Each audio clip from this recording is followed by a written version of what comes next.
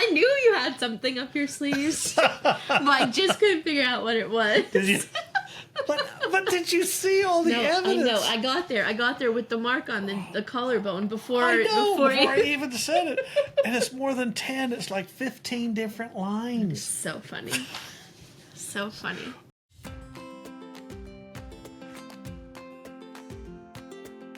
Welcome to the Swiftie and the Scholar, the podcast where we examine the lyrics, lore, and literary legacy of Taylor Swift.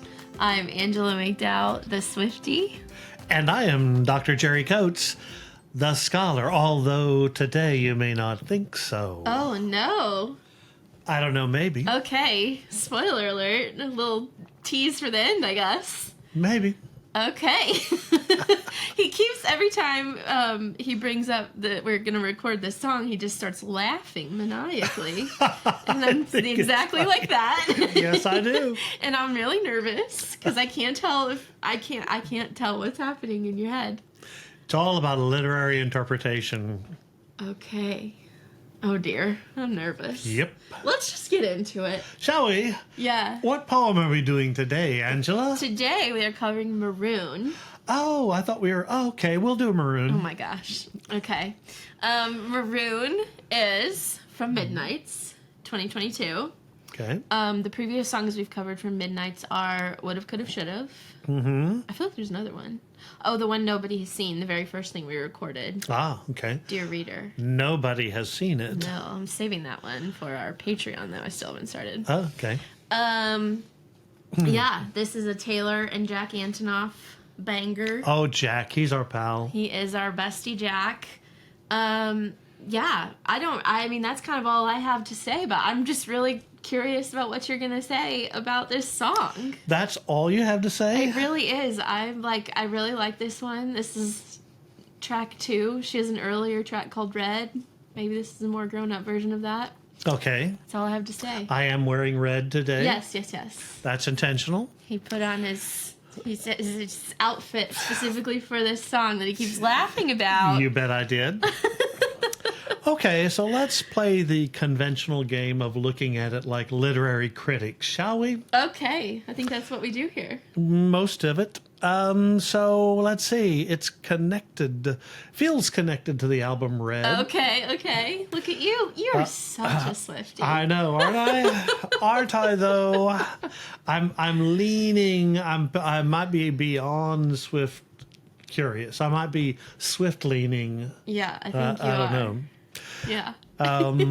Except this is darker. Right. Maroon is literally darker than Red. Mm-hmm. It's from the album Midnights. Which is also darker. It's a darker shade of red. It's more mature. You realize that maroon is not just a color.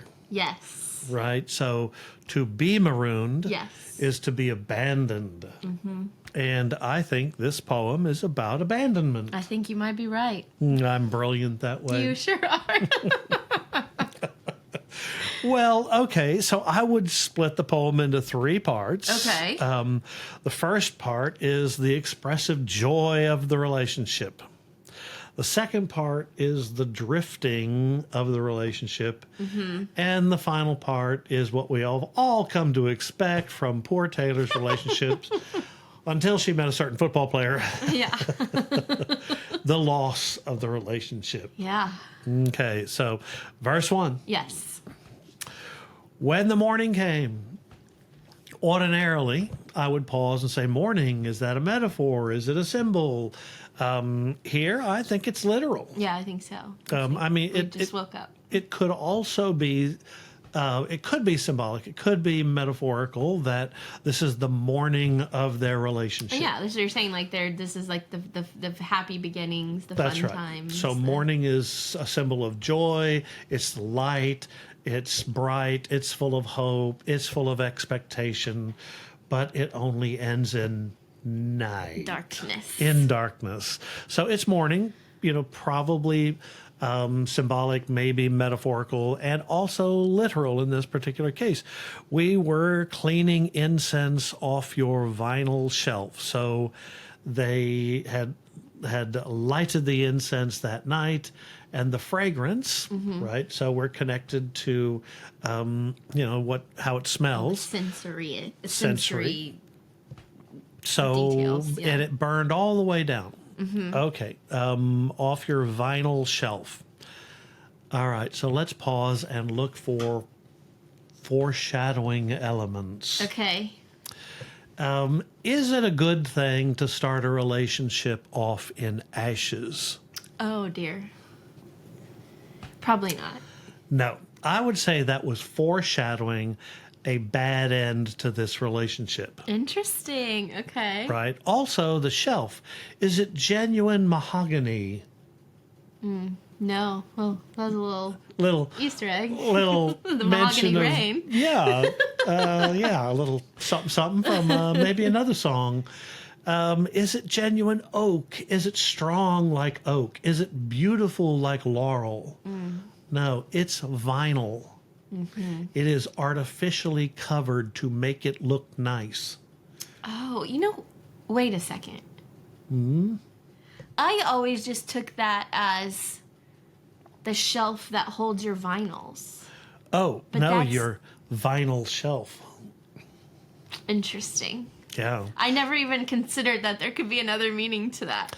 Yeah, it could be. It could be a record shelf, right? Yeah. But would you put incense on the record shelf? I would not. No. No. And also, what would burning ashes do to your vinyl if it was plastic? Yeah, it would just would melt melt it it and get all the ashes all over it. That's right. I think what we have in line 2, we have contrasting imagery. We have the morning, which should be bright, beautiful, full of hope and expectation. And then we have ashes and vinyl. Interesting. Okay. So this portends an unhappy ending to this poem. And now I'm skipping ahead, but now I'm thinking, okay, you're saying this is like covered to like look like wood. Right. And later they're drinking cheap ass screw top rosé. They sure are, aren't they? Yes, they are. I'm going there too, Okay, babe. okay. I'm with you now. I'm with you now. Right. This relationship is not a fine burgundy. It certainly is not. No, that's served up in aperitif glasses off of her mahogany dresser. Yeah, no. No, this is cheap vinyl and cheap ass wine. Okay, I'm with you. Yeah. Because we lost track of time again, laughing with my feet in your lap like you were my closest friend. She loves cinematic vignettes, right? And one of the other songs you mentioned that she's actually filmed it, and I counted like 10 different cinematic images that you could pull from that song. This is one of those. I mean, everybody's seen this image of a girl sitting with her feet in a lap and the guy sitting there. And they're laughing like you were my closest friend. Now, that could be a simile, but like can also mean like, but not really. Right. So we were pretending. We looked like we were besties. We looked like, it seemed to me like we were great lovers having our first morning after, giggling about what we did last night. But not. Ugh. Because how'd we wind up on the floor? Well, your roommate's cheap-ass screw-top rosé. Okay, I love the phrase. Yeah. Cheap-ass screw-top rosé, and it works. The reason why it flows together is she uses alliteration. You see how the S's connect the word ass and screw and rosé. Oh, you didn't expect me to say ass right up? No, it's just a funny phrase. Yes. Yes, the ass gets us kicked off right. I'm sorry, I don't mean to make a crack. No.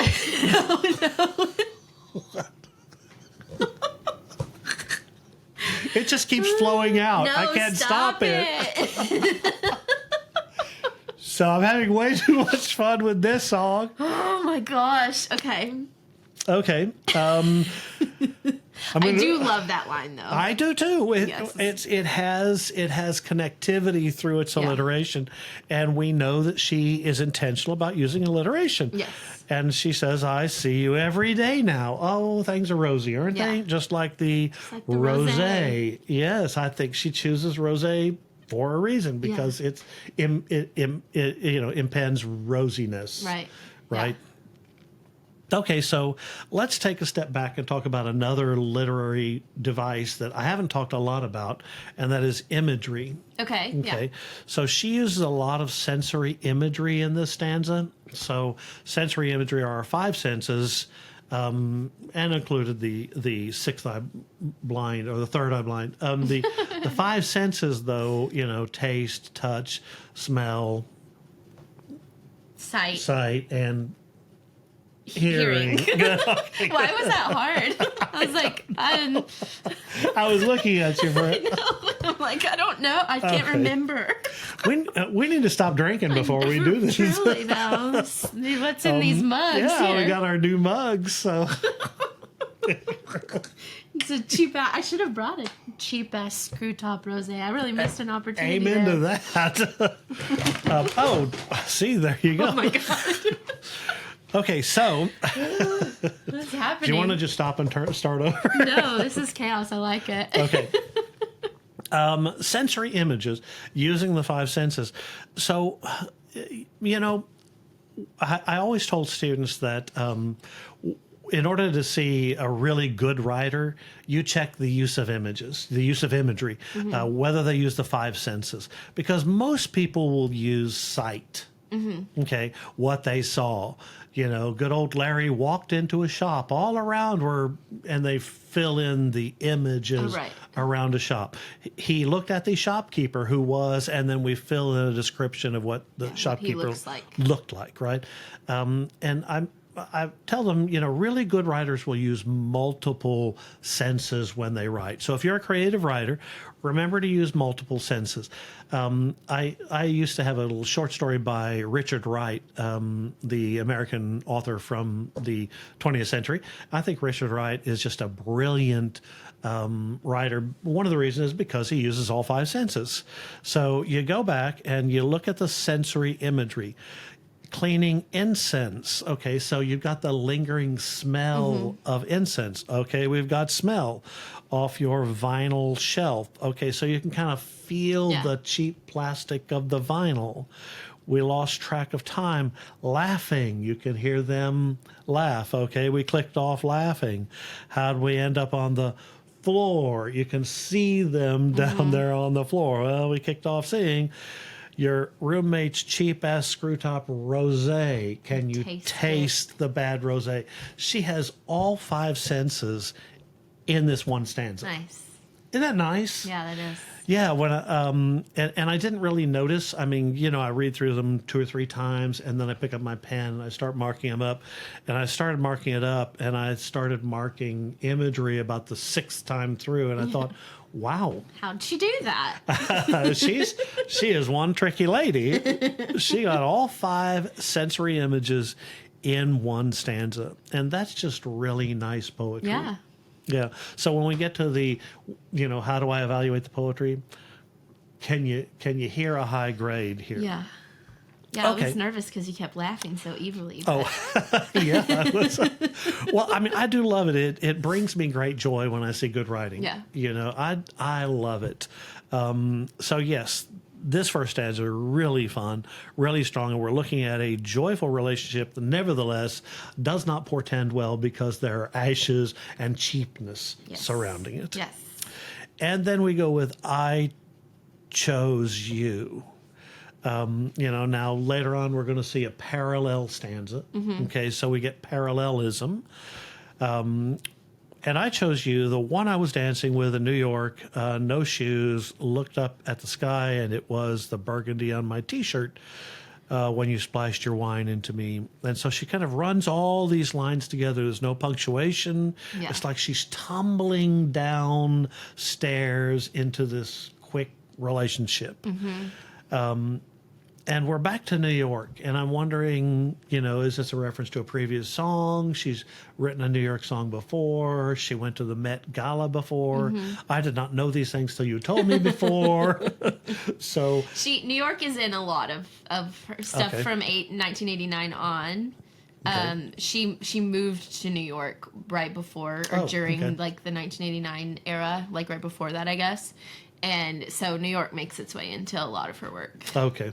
Yeah. Yeah, I was kind of waiting for you to tell me, okay, why New York? Yeah. Because, I mean, my own resources wouldn't. Which is an extra, like, you know, point for me loving this stuff, because you talk about New York, I instantly love something. You know? You do, yeah. She loves New York. So, okay, they're going to New York, or they're in New York, and they're dancing. They have no shoes on. It's kind of a gay, fun, capricious affair. And there's burgundy on her T-shirt, and I wrote the note, like wine on her dress. Yeah. The wine-stained dress she can't wear anymore. That's right. And I started connecting it to that other song, to Clean, and I thought, oh boy, you know, again, we're going down a road that she is not going to like the end. Yeah. So the burgundy's on her T-shirt. You splashed your wine into me. So you get a lot of red imagery, you know, maybe blood imagery. And then you get how the blood rushed into my cheeks. So scarlet it was. The mark they saw on my collarbone, the rust that grew between telephones. So I'm assuming everyone has determined that the mark on our collarbone is a hickey. That's what I always assume. Yeah, I mean, I would think so. So the rust that grew between telephones, that would be they were supposed to start calling each other, but their line got rusty. I love that line. Okay, so it's a kind of metaphorical, he is ghosting her. Yeah. Oh my gosh, I was going to ask you, I was thinking about us doing a different song, one from Tortured Poets, and I was going to ask you if you knew what ghosting was. Come on. Look at you. I know, I'm so hip. You know stuff. I know things. Now I don't have to ask you that anymore. I know. So yes, rusted phones ghosting her. Yes.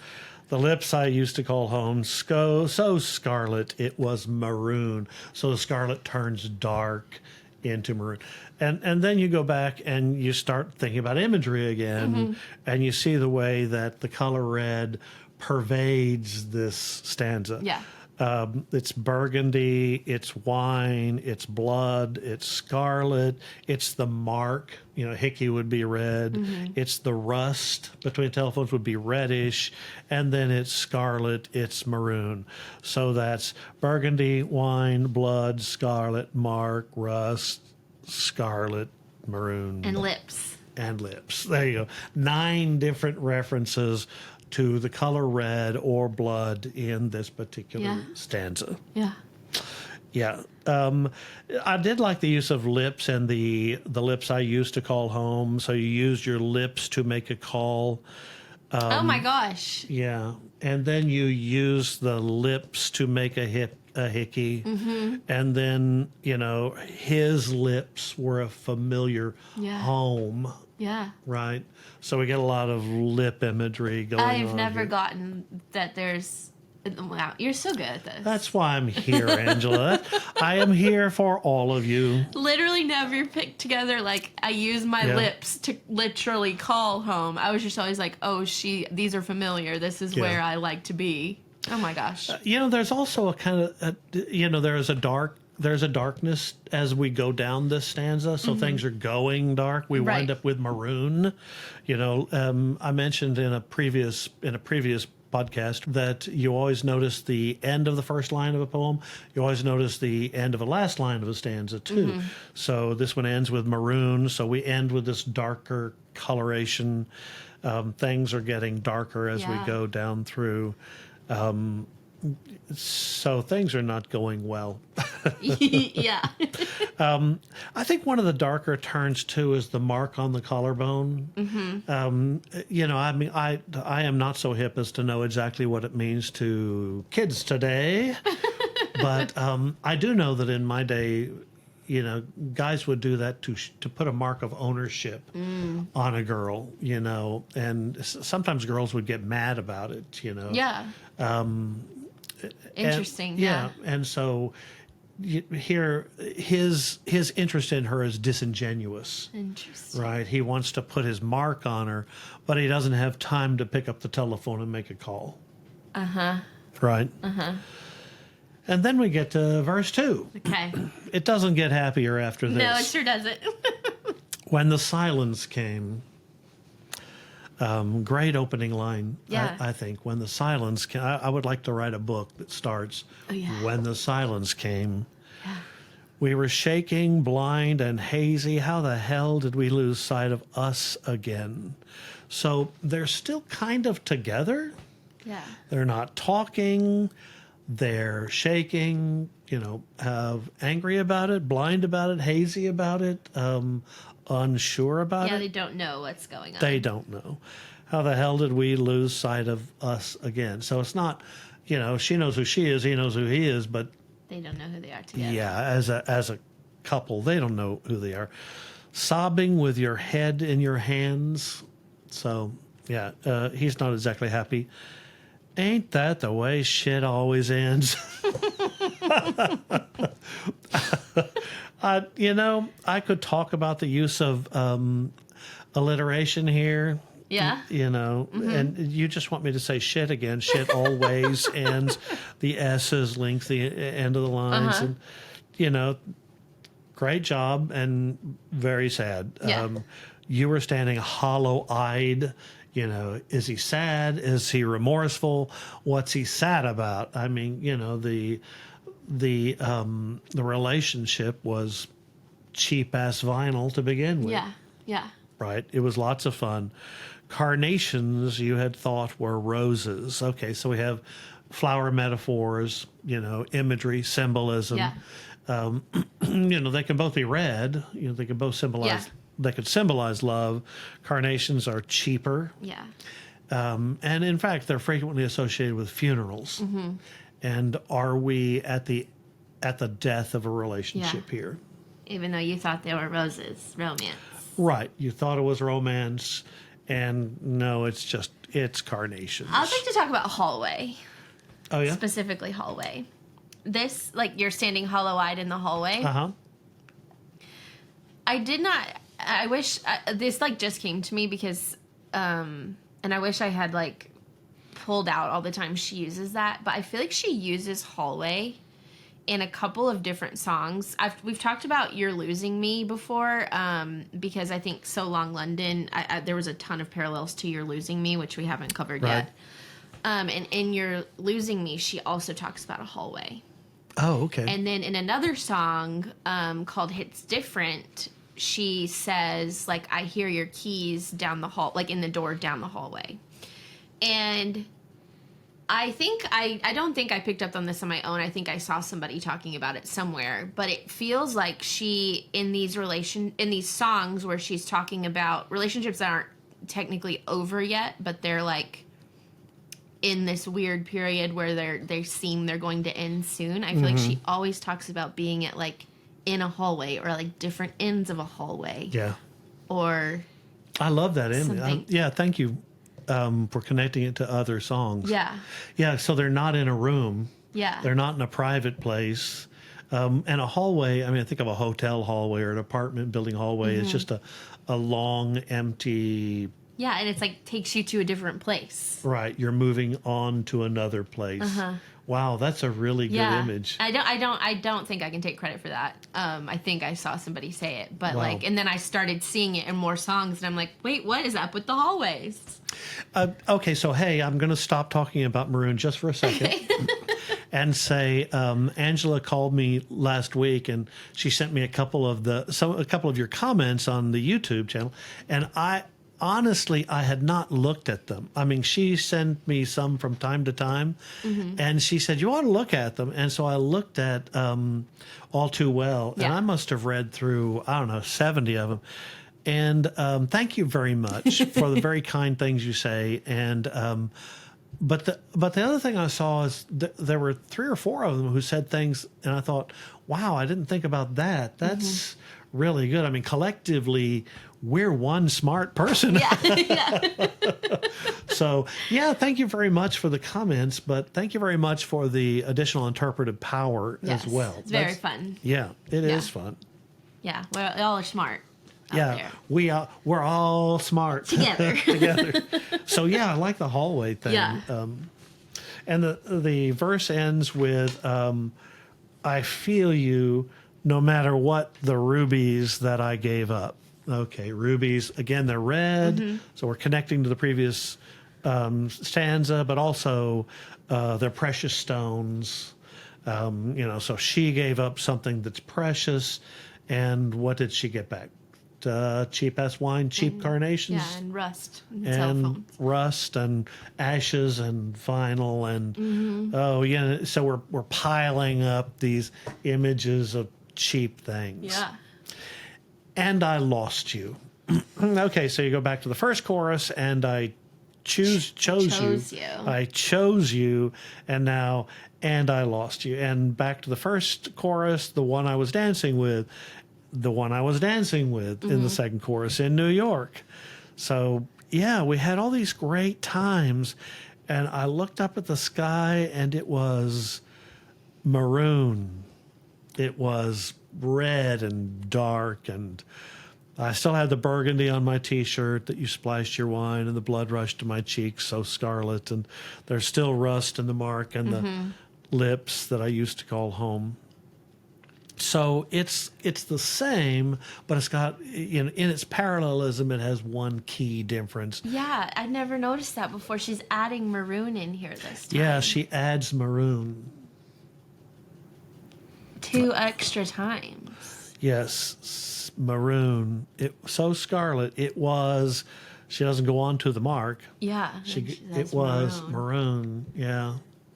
And now I'm thinking of Bugs Bunny. What a maroon! I don't. Okay, never mind. Yeah, never mind. I wonder why she puts maroon in there. Well, because he's left now. Yes. And all is darkness. She is marooned. The red flesh of her cheeks has turned to darkness, and she is literally marooned. Yeah. Yeah, that's great, isn't it? Yeah, it's fun. So good. And then we get to the bridge, and I wake with your memory over me. I love the image of over me, or the idea of over me, because it gives, I think of words like pending, like something hanging over her. Yeah. And so I put the word hanging together with the death of that relationship. But also it's over.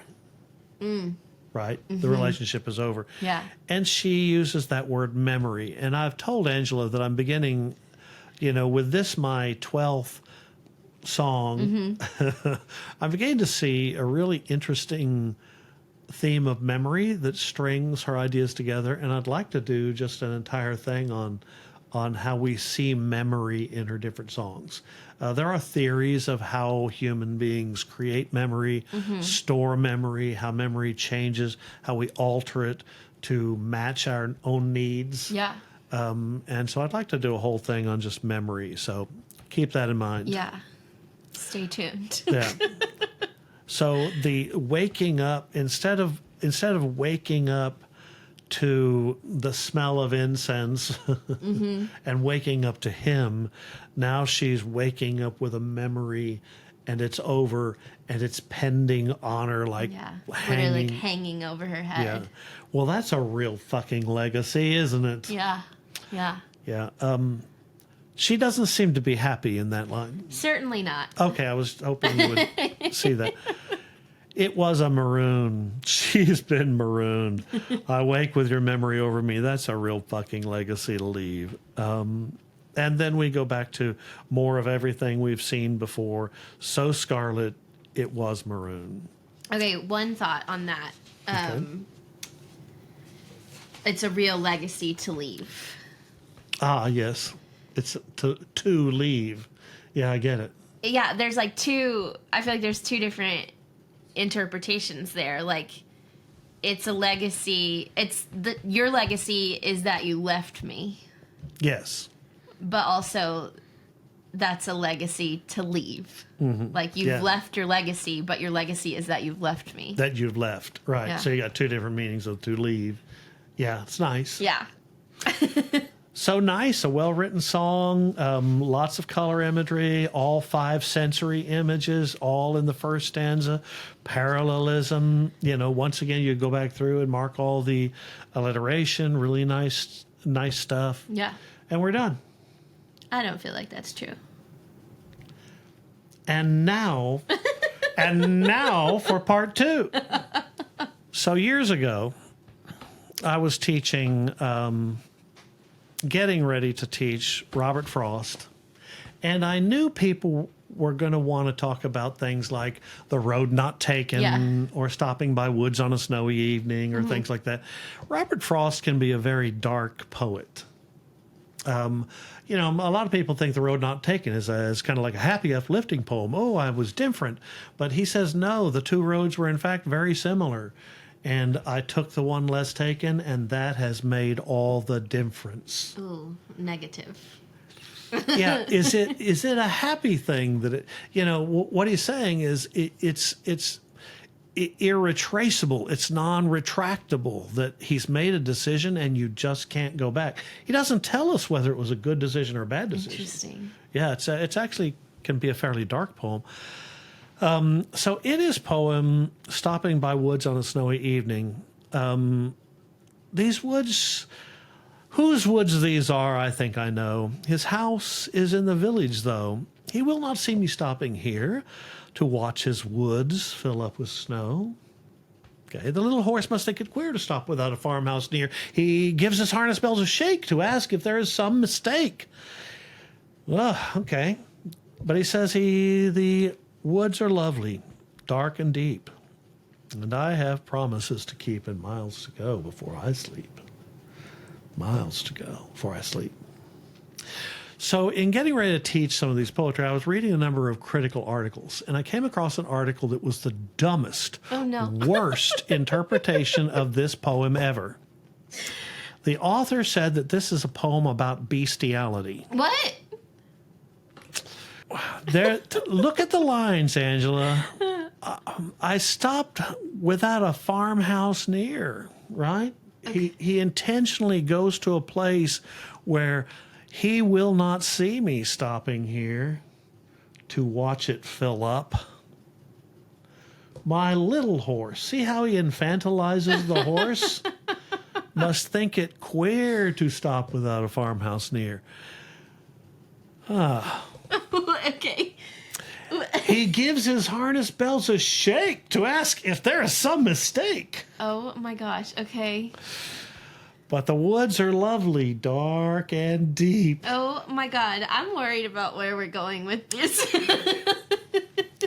I'm just going to tell you that the guy who wrote that analysis is wrong, that this is not a poem about bestiality with a small horse.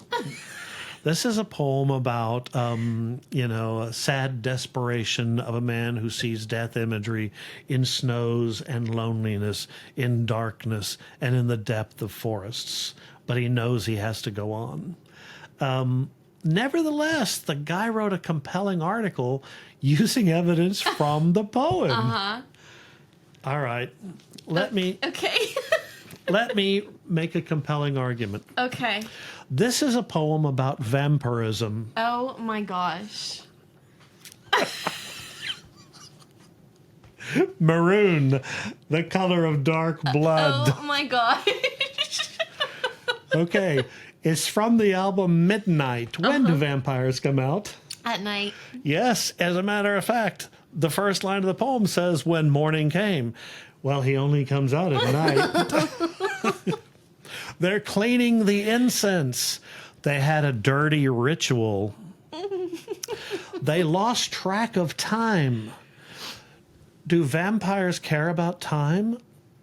No, they live timeless lives. Yeah, they're always alive. Or yes. dead or not alive or whatever. She says, I chose you. Have you ever seen the movie Let the Right One In? No. You know, there's this lore about vampires that they must be invited in. Oh, right. You have. Right? They can't come into your house. They can't come in unless you invite them. Oh my gosh. And she says, what are you doing? She says there's burgundy on my shirt. Oh, you mean the blood spilled down from her neck? Oh my God, the mark on my collarbone. collarbone. The mark on her collarbone. Yes. how the blood rushed into my cheeks. She's flushed with excitement as he bites. So scarlet it was as the blood rushes out. The mark they saw on my collarbone, the teeth mark, the bite. The lips I used to call home, his lips sucking her blood. We were shaking, blind and hazy. The mutual ecstasy oversharing the blood. Sobbing with your head in your hands, he's remorseful about turning her. You were standing hollow-eyed in a hallway. He'll always need more blood, more victims. Oh my God. The carnations you thought were roses, carnations associated with funerals. Okay. I feel you no matter what. They're forever linked by the blood. The rubies that I gave up. The drops of blood that she gave up to him. Oh my gosh. And I wake with your memory over her. Is she a vampire now?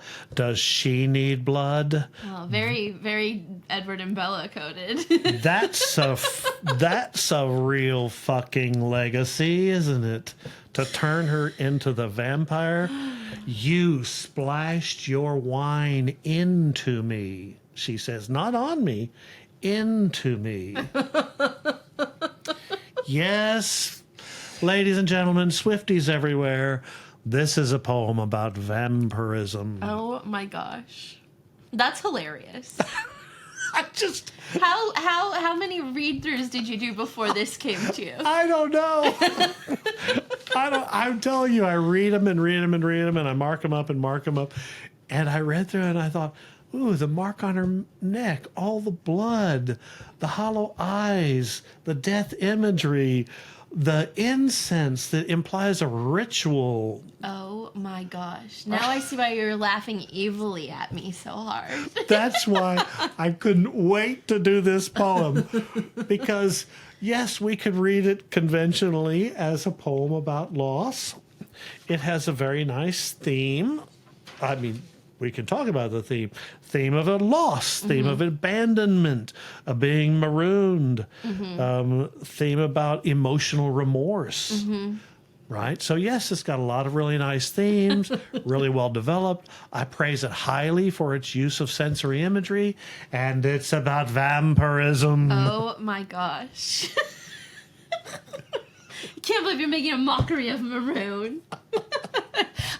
This kind of actually does play into something that I considered not talking about. Oh, yeah?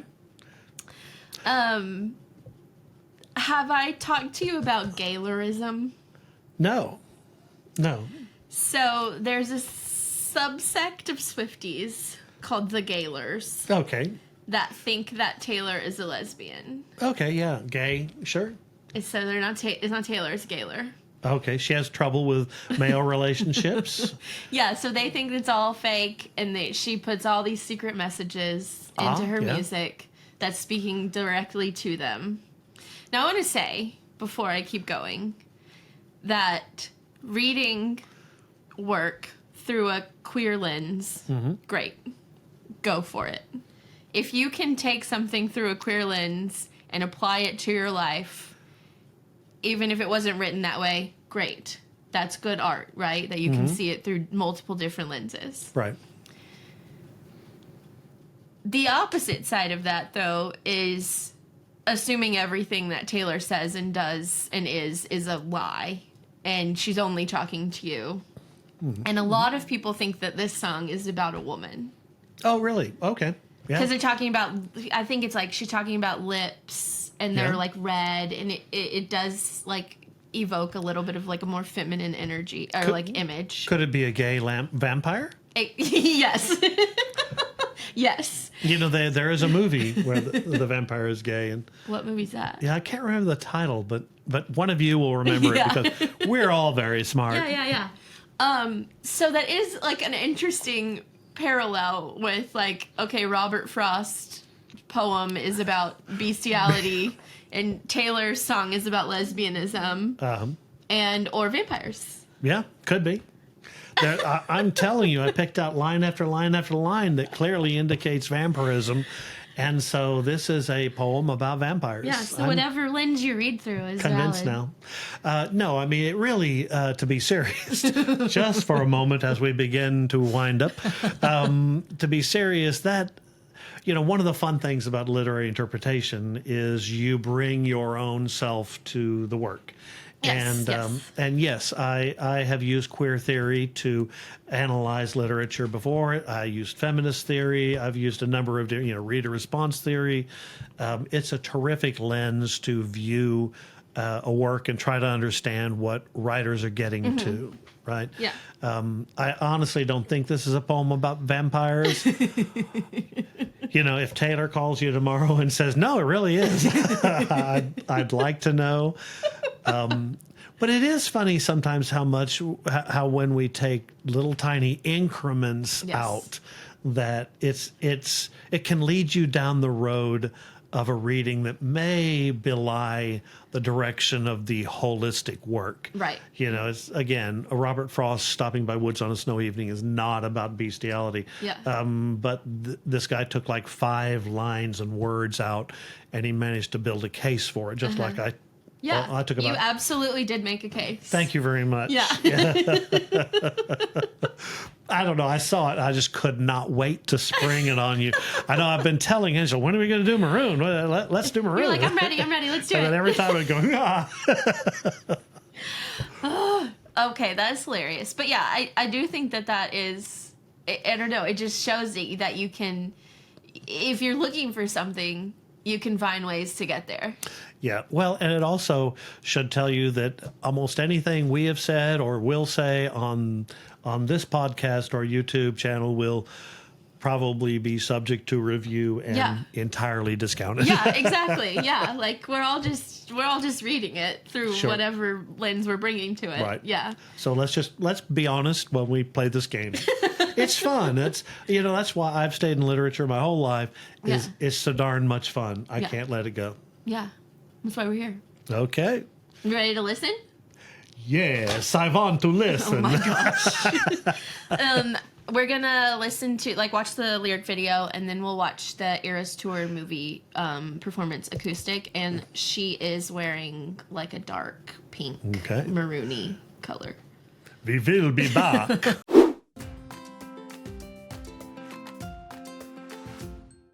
Okay. Tell me your thoughts. Well, so we saw both the video and the Eras Tour performance, and the Eras Tour performance was very beautiful. Yeah. It's just piano solo. I love it when they strip away all the glitz and just let a singer sing. Me too. So it was beautiful. What I really thought about the video was it stressed the darkness. It's not morning at all. No. I mean, it looks like twilight. It Yeah. looks like a pending doom hanging over the place. And Not Twilight. no, it's Vampires. It is. And there are just billows of red blood. Back to our vampire, but billows of red blood coming up. Oh yeah, behind the chorus. Yeah. Right. And I love the way she tumbles through the language. One of the things that I think unique about this poem, unique about the song, is she frequently likes to use caesura. She likes end stops where you pause at the end of a line. So that's very typical of the way she writes. Pauses in the middle of the line, pauses at the end of a line, end stopping. In the chorus, she doesn't stop at all. Yeah, it's like a continuous sentence. It is. It's a tumble of language. I mean, it reminds me of beat poets. If you've ever read Lawrence Ferlinghetti or Gregory Corso or people like that, the beat poetry, or it reminds me of Jack Kerouac. Yeah. So a Jack Kerouac novel where the language just flows and flows. It goes and goes like life is a continuous rolling tumble, and you're almost not in control of it. And I wondered if she's illustrating she's not in control. Yeah. Right? Yeah. That the events just happen, and then you're going, well, thanks. She doesn't even know what just happened. Yeah. Yeah. The other thing I will say that I didn't say before in my serious analysis before we got to the supernatural one, is I wondered too if there is sexual imagery, intentional sexual imagery here. Okay. She does, after all, say, "You splashed your wine into me." Okay, interesting. Right, and I was very curious about that line, and that's one of the things that actually put me on the vampire track, which I am now officially denying. But I hope that I have started a small cult of you who do believe this is a vampire poem. There's Reddit theories next week about I hope Reddit blows up over guys, I have a new theory about Maroon. Yeah, it's all mine, by the way. But yeah, I did worry over the word "into me," and then the very next line is her cheeks flush, and so during orgasm, her cheeks would flush. She's very fair, and so this is his spilling his wine into her, and her flush of orgasm, and that's a fucking legacy to leave. Oh. Right. So essentially what she thought was, the start of a fun, wacky relationship turned out to be just a sexual one that ended in her being in abandonment. Yeah. So, yeah, I honestly did think about the orgasmic imagery there. Yeah. Yeah, could be.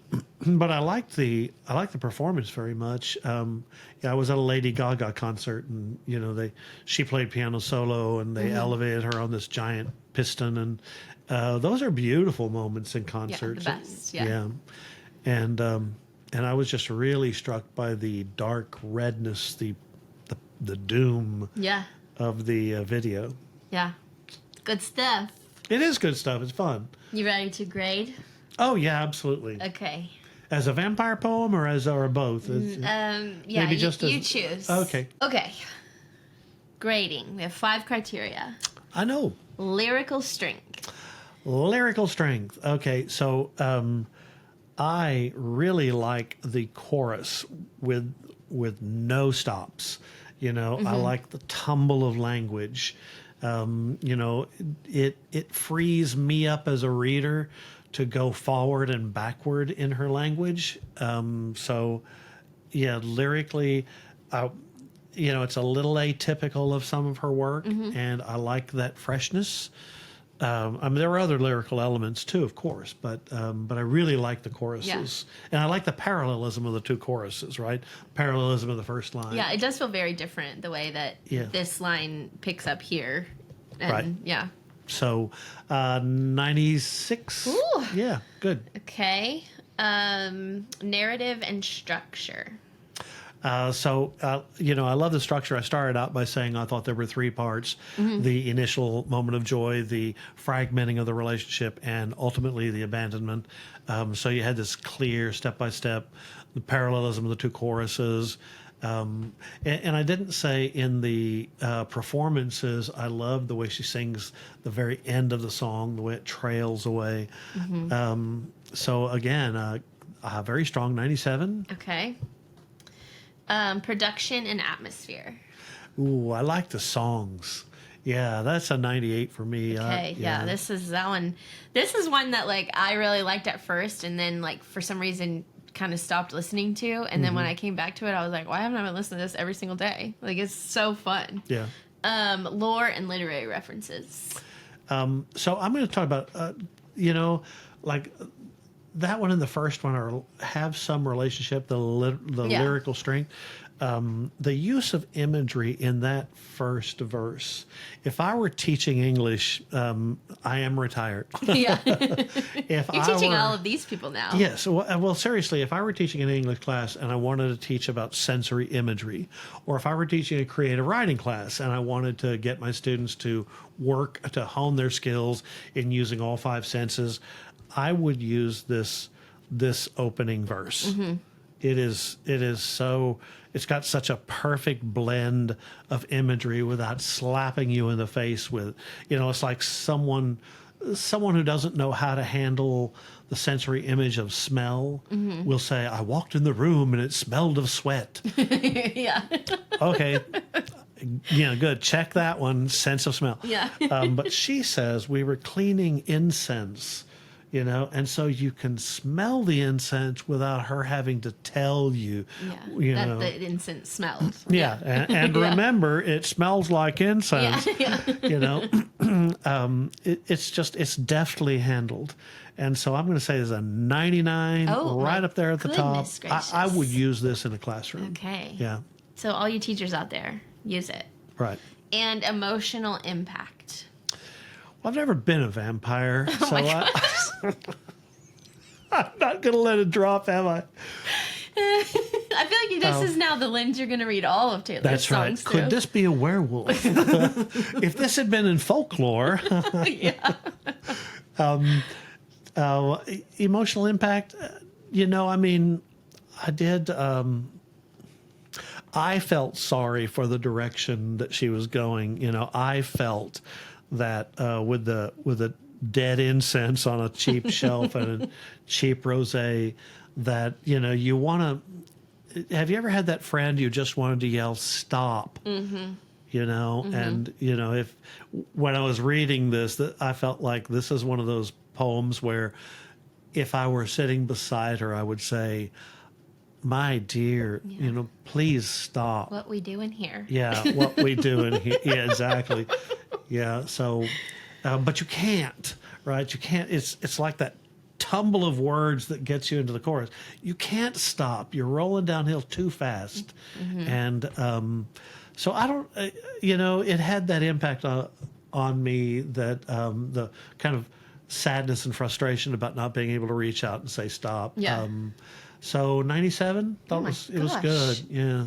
You love this song. I really did. Yeah, despite my joking around with it, I'm telling you, people, with the vampire theory. That gives us a 97. Oh, that's good. Yeah. Well, there you go. Yeah, we love that. I did. Yeah. I liked it. Yeah, there's just that first verse, I think, like. Yeah, the first verse really hit me. I mean, I was at the end of my first reading and I went back to that first verse and I thought, man, it, it felt like Richard Wright to me. It felt like I should be reading something by a really skilled writer who understands how to use sensory images. Yeah. Awesome. Yep. 97 for Maroon. There you go. Love that for her. Little Maroon. Okay, is that it? I think that's it. All the vampire talk? You got it all out of your system? I'm going to put that to bed. I'm going to drive a stake through its heart. Oh, my goodness gracious. Okay.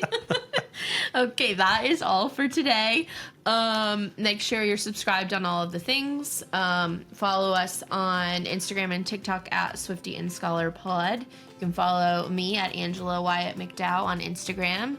You can find Uncle Jerry, here watching vampire movies, probably. Filing my teeth. Oh. Drinking some blood, whatever. Sure. Okay, and we will see you next week. Bye. Bye.